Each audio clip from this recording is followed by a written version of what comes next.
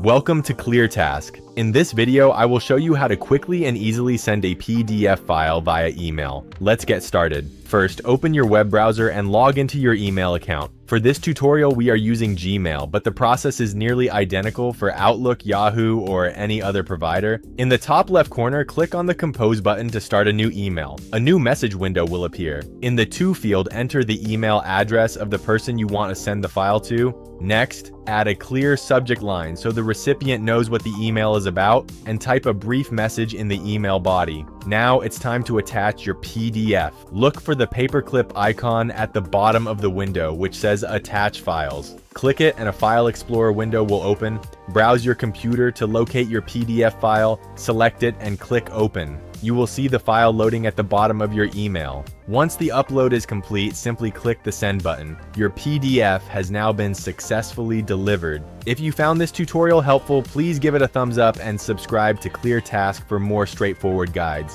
Thanks for watching.